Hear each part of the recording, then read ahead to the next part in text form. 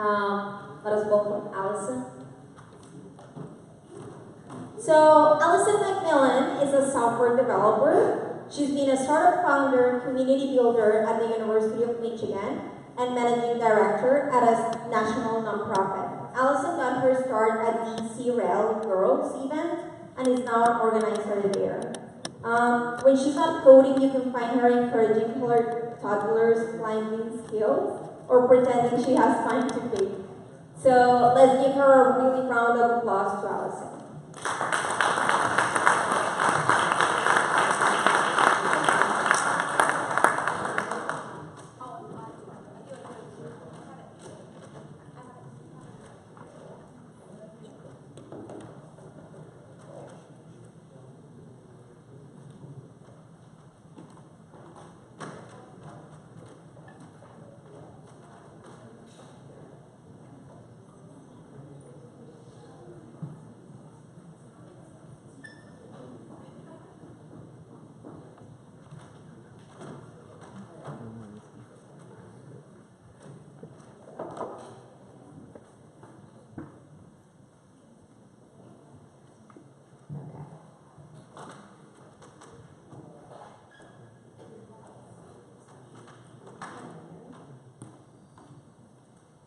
Sorry, 1 second.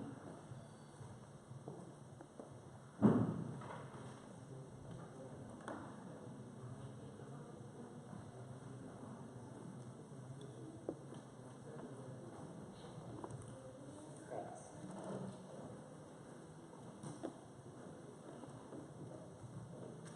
I'm going to come this way because there's no way that you can see me behind that podium.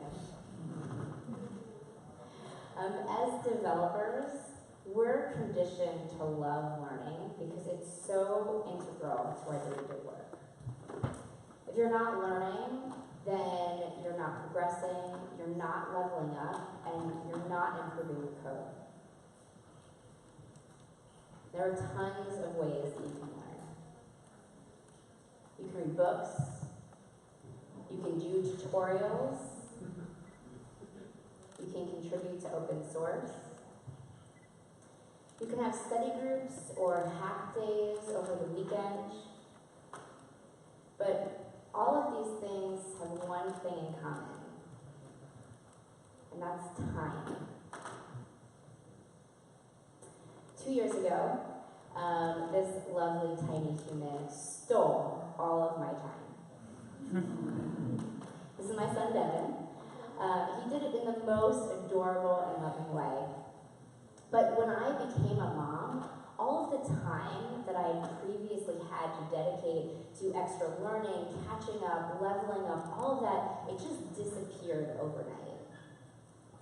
Partially because he's a small child that I need to take care of. But also because I prioritize spending time with him. This is pretty common among parents. So regardless of your experience level, you have less time to learn. So you really need to figure out how to smash as much as possible into your workday. I was super, super stressed about doing this because at the time I was still fairly junior. I was used to putting in a lot of extra hours to leveling up. But if there's one thing that I'm really good at, it's Gilmore Girls. Love Gilmore Girls, but it's coming up with a plan. And so that's what I'm going to share with you today. I currently work as a software developer for Collective Idea, a software consultancy based in the US. And before becoming a developer, I was the managing director of a national nonprofit, overseeing staff and helping them learn and grow as professionals. So I've been doing this sort of stuff for a little while. There are 6 steps to maximizing the amount of learning that you can do within the confines of your workday. So step 1 is to write some goals. Goals are incredibly important. They give you focus, they keep you moving in one direction, and you really can't accomplish much unless you know what you're striving towards. Think really, really critically about your goals. In my experience, I usually go through 3 or 4 drafts of goals until I find the right set of things that I'm looking to achieve. Thinking about SMART goals can be really helpful in this case. So SMART stands for specific, measurable, attainable, realistic, and time constrained. If your goals aren't these things, they're going to be much more difficult to evaluate. Because evaluating goals as developers is already really hard. Right? You can't measure your success in lines of code or a number of features you've worked on or tickets or stories that you've completed. Your goals, they need to be sort of vague, but they also still need to cover those points of SMART goals. When determining a goal, think about how you might measure your progress and determine success. And remember that they have to be okay with your work and your work goals. So, for example, a bad goal would be to build a specific feature, because at your company, you're not always in charge of your own destiny, right? They could switch what project you're working on, what team you're on, change company priorities. So banking on a goal that's related to a specific feature is really challenging. Make sure that your goal is flexible so it will work no matter where you are. Make sure to develop goals within whatever time frame you're determining. My personal style is to write goals at the beginning of every year and then revisit them quarterly. I try to make most of my goals achievable within 1 quarter, although there will usually be a couple, like 1 or 2 that go longer than that. The time frame is, 6 months instead of 3 months. Don't write too many goals.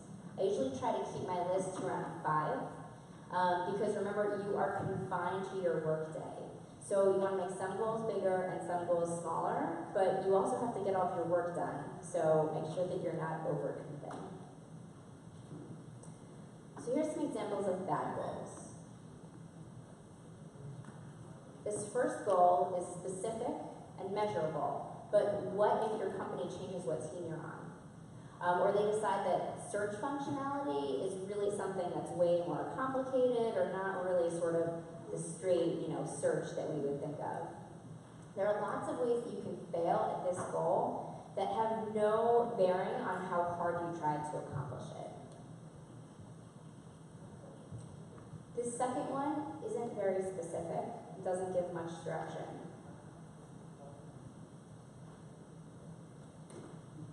And these last 2 goals, well, they aren't very actionable and they're really wide and broad. So they're easy to not accomplish because you can lose hours just defining what they are and trying to figure out how to get started. These are some better goals.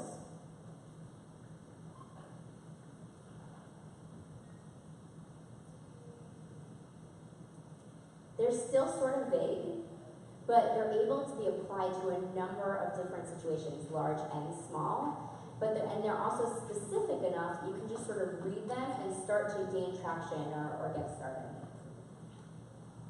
So step 2 are action steps. So you've put a lot of hard work in thinking through your goals, making sure that they align with how much time you have and what you want to learn. So what now? We're still in the planning and prep phase. There's a lot of planning and prep, but it'll all pay off. Got broad goals and a time frame in which to complete them. So this step is all about identifying how you measure success and what you need to do in order to be successful. I usually do this by adding a few bullet points below each goal, outlining what the action items are. So ask yourself these questions. How will I know if I'm making progress? What are the smaller things that need to be learned or done in order to accomplish this goal? What is my plan for breaking this goal down into smaller parts in order to accomplish each of these one step at a time? Goals are larger and broader. If you try to tackle them without a plan and without being able to celebrate those small wins, it'll be really rough going. Additionally, oftentimes, putting smaller action steps on a goal really help you determine if your goal is smart. So if it's a good goal or a bad one. So taking some of our good goals from before, here are some bad action steps. These are either too ambitious or too specific. You want action items to be challenging but achievable, and make sure that they're contributing to exactly what you want to learn. For this second goal, these action steps aren't actually very thoughtful in accomplishing the ultimate goal. Now for some good action steps. Looking at the same two goals.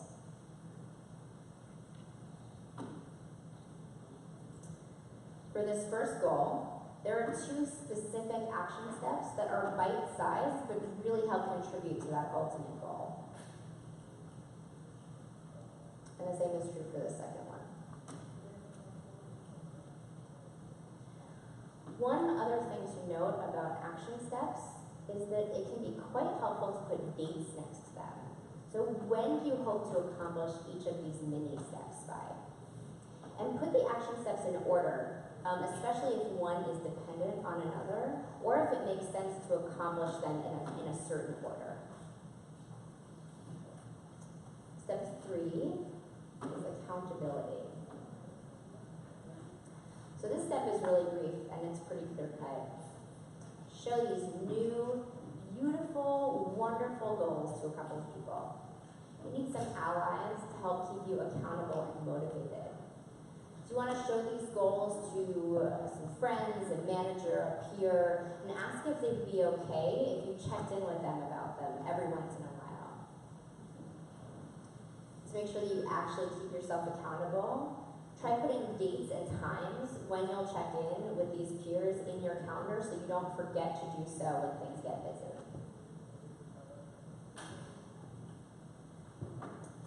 So step 4 is actually incorporating these goals into your workday. So here's where the rubber meets the road. Think about your day-to-day tasks, the things you're doing every day all the time. If you're a professional developer, then you're likely already working on stories or tickets or cards, depending on what tool you're using. So keep a close eye on which stories relate to your learning goals. If you can, the best thing to do is pick up or assign yourself to the story that's most related to your learning goal. For example, if you want to improve your JavaScript, at first, pick up a story that you know has some simple JavaScript tasks. And then as you learn more, you can pick up stories that involve more complex items.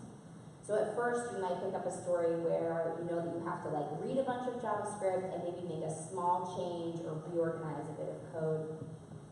And then as you learn more and as you get towards finishing to accomplish your goal, you can pick up something that forces you to write JavaScript from scratch or refactor some really complex JavaScript.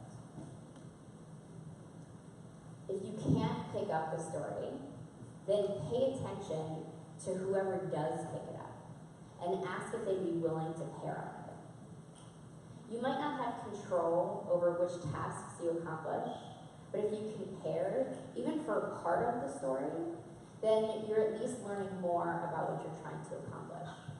If your team pairs a lot, then make sure that you gradually drive more and more to ensure that the lessons are really sinking in. And if you can't pick up the story and you can't pair on it, then make sure to read the pull request closely when it's up. Regardless of whether a PR is open or closed, you can read through what's going on and you can ask questions based on the parts that you don't understand or the ones that you don't know much about. If you have a team that won't support the questions that you're asking, then jot down the methods or syntax, those little bits that you want to understand better, and look them up when you have a spare moment. Incorporating your goals into tickets may happen in different ways, right? So, so think about which of your goals are broader. that might touch on more stories. So for the JavaScript goal, for example, you might need to pick up stories that actually have JavaScript work in them. But for a story related to testing, for example, you might be able to incorporate that into most, if not all, of the stories that you pick up.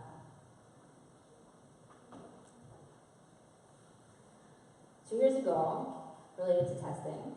You could be learning about testing in every story or task that you're trying to accomplish.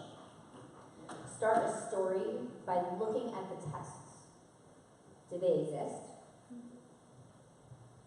What do you think of them? Compare them to the file that they're testing. Think about why each method was tested and how it was tested, right? Really think through the foundation that's there. And if there aren't any tests, then that's great too. You can look at a similar file, if one exists, to see how tests were written there. If possible, you can test drive the story that you're writing. If your company doesn't allow that, then hopefully they at least allow you to add tests afterwards. And specifically call out your test files in your PR for code review. So ask for feedback specifically on your specs and your spec files. Depending on how your team is at giving feedback, and feedback can sort of be a whole other talk, but try to ask thoughtful questions. And if you do so, you're probably more likely to get helpful responses. So you might need to come up with some concise, specific questions in order to get the feedback that you're looking for to figure out how to learn and improve and move forward. In addition to your day-to-day developer tasks, think about what additional resources you can use as time fillers. And try to have those queued up in tabs or bookmarks. You likely won't be busy every second of every day. Often, if you're stuck on a task and no one's free to help, or if you're waiting for code review, etc., you might find yourself with, 30 minutes here or there, little bits of time to learn. Find the people that are talking about your learning goals on Conference. Figure out some good blogs or blog posts to check out when you have time.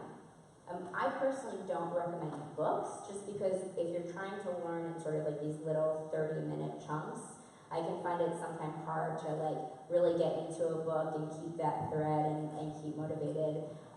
But if books are your thing and that's how you learn really well, then make sure to have a book handy. Find some not super time-consuming code exercises, like Project Euler, or I often use old code challenges from technical interviews. I keep those around and I use them to play around with, right? Adding tests, implementing different methodologies depending on what my learning goal is. Discover a podcast or two that you can listen to when you take a walk or driving somewhere, and note the episodes that relate to what you're trying to be more proficient at. Step 5 is to assess. So how the heck do we know if we're actually learning and doing a good job, right? How do we assess our goals and decide if we should keep working on that goal, move on, add something new, replace one of the goals, say we've accomplished this one and add a new one to our list. So this does involve blocking out a small bit of time to reflect and assess, but you can do this by leveraging the meetings that you currently have. So sprints, for example. At the end of every sprint, look at the stories that you've completed or the pull requests that you've reviewed. Determine what you've learned during the past sprints and jot these items down in a separate tab. If you have time, do a little bit of extra reading about these, again, in spare moments. If it's not related to a specific goal, you might not absorb every detail, sort of these new bits and pieces that you're learning, but you'll have a slightly better understanding. And if you see a recurring theme, if there's something that you're constantly looking up or constantly need to learn more about, then that might be a great subject for a future goal.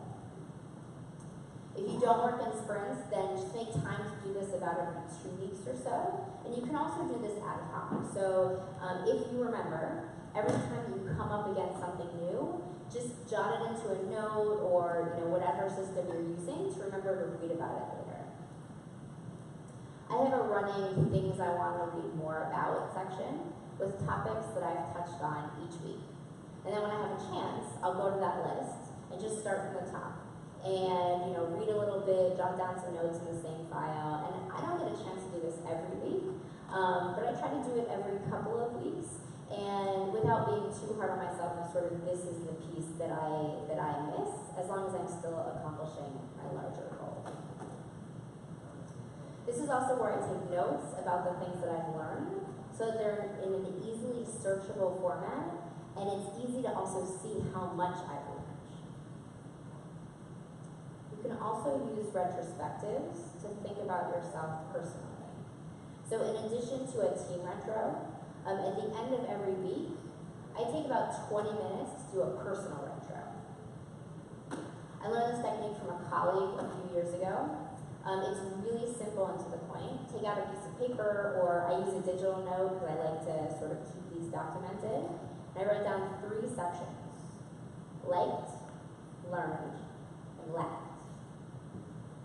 And then I spend 20 minutes filling it out real quick. I note the things that were great, the things that were not so great, and the things that I learned. I also don't keep this just focused on work. So, especially when you have a small child, but in general, right, sometimes life is life. And sometimes what's going on in my week is affected by what's going on in my world. And so I make a note of these things in my personal retro as well, because for me, it shouldn't just be focused about work. It's a broader retrospective and really a chance at the end of the week to reflect on my week as a whole person.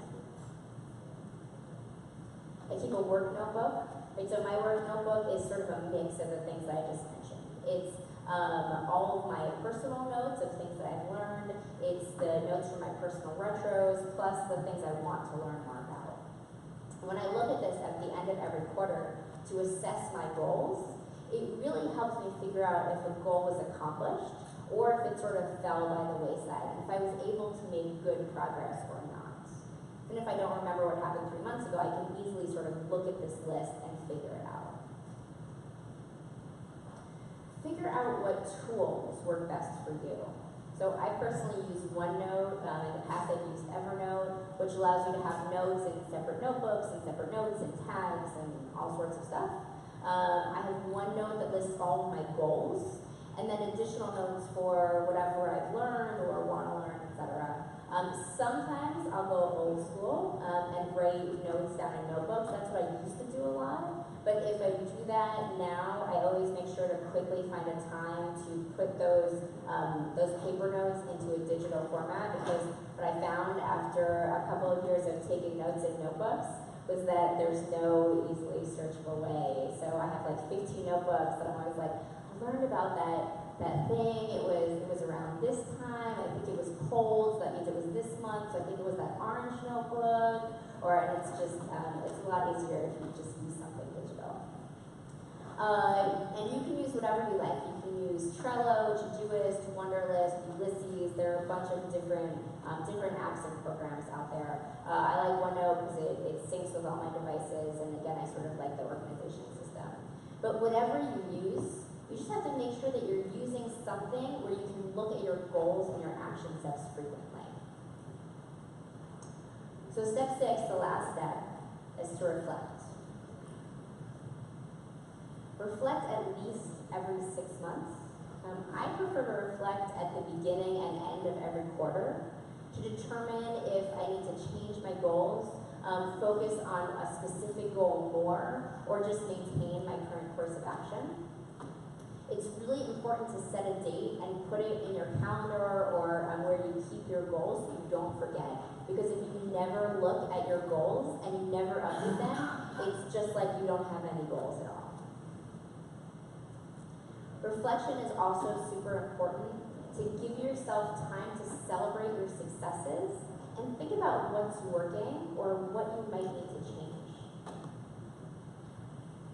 I also want to say that most of the examples that I've used here have sort of talked about technical learnings and challenges, but you can use these same techniques for soft skills. So, for example, if you want to get better at communicating or caring or giving positive feedback, you can use these same tips and techniques to discover opportunities to practice and evaluate during the workday. These steps and tips will take the pressure off so you don't feel like you need to put in as many off-work hours, and will allow you to cram as much as possible into your workday. Because in addition to having other outside responsibilities, increasing the amount that you can get done during the day gives you more breaks and allows you to have a healthier work-life balance. So maximize your workday and put these steps into action because your day can be bigger than you imagine. Thank you.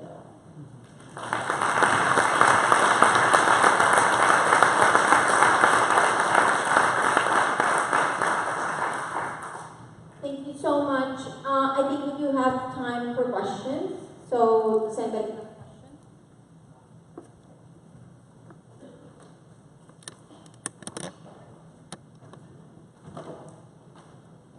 That was a great talk, thank you.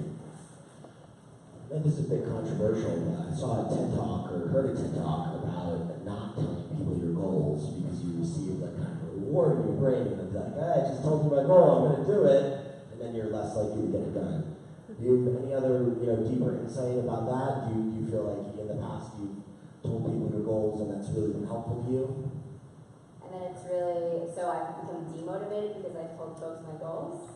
The talk was more centered around the fact that telling someone your goal allows you to imagine it happening. Yeah. And the dopamine response from like imagining in your brain, then you kind of feel like, oh, I did something, but maybe you never did anything, or you don't end up doing anything. Yeah. Well, the trick is not to just tell somebody what you're going to accomplish, but like keep them account, right? So if you're trying to accomplish, let's say, a goal in a 3-month period, there might be somebody that you check in with every other week on it, and then somebody that you check in once a month. So like I like to tell my goals to at least 2 or 3 different people that I check in with at different points of time, because then, and the checking in is really what's important. So if you just tell someone and then you never sort of follow up and check in with them on it, then you're really not really accomplishing it. You just get sort of that initial, and then 3 months later you're like, oh crap, I really meant to look at my goals, and then I just did it. But if you know that there's a time on your calendar that like you have to discuss your goals, you're also more likely to look at them because you're like, crap, that meeting's coming up, and I gotta get something accomplished. Whether it's a manager or even just a friend that you're sort of checking in with. Awesome, thank you. Any other questions? I have one question. Yeah. If I may. Okay, so I think that there's a tool that's called Racy. I don't know if you've heard of it, but it's basically for accountability. Like, do you use anything specifically to say like, oh yeah, if I'm reporting to someone, I'll like tell them this, or if I need to inform another team member, I'll use this. Yeah. Do you have any tools that you use for that? I don't, because I just have my goal list, and I have it broken down into these smaller action steps.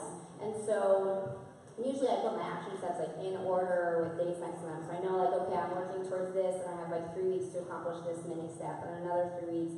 I try to make it like, so I want process and I want organization. That's sort of my personality, but also I think a best way to accomplish goals. But I don't, for me, it doesn't work too processy, because then it like feels like I'm just like reporting to whoever. I don't want to feel like I'm sort of reporting on everything all the time. So it's a balance, but I keep like the things that I've learned, and I make sure that I'm paying really close attention to what tasks I can pick up, what I'm reading, what I'm jotting down in my things to learn, and how those connect with the 5 or 6 goals that I've outlined for that work. Thank you so much. Okay, well, thank you so much for this. This was awesome. I'm gonna give it.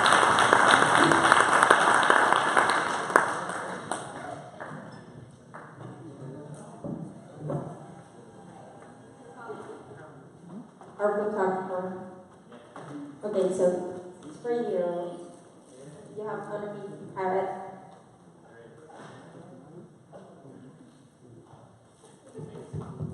Awesome. Okay, so we're gonna have a 15-minute break. Just like bathroom break, we have coffee outside. It's actually like a 20-minute break. 20 minutes, yes. But before we go, I just want to mention something about the swag bags. If you don't have it yet, please pick it up. We want to get rid of them all today. If you notice it, they're full of traditional things that were either handmade here or printed here or designed for people, by people that are related to Magma in many ways. So I want to thank Paulina. I don't think she's here, but she is the one who designed and hand painted all the masks that we're giving to speakers. So if you're a speaker and if you want to show them to show them to us, take a picture and share it on social media. Use the hashtag MagmaConf17. He's going to pull it up. But it's that easy because every mask, every small head is different. It's designed for each of the speakers, so it's really cool, and I think that it deserves much more attention than being in a bag. So just shoot a picture of that, put the hashtag, and share it with us.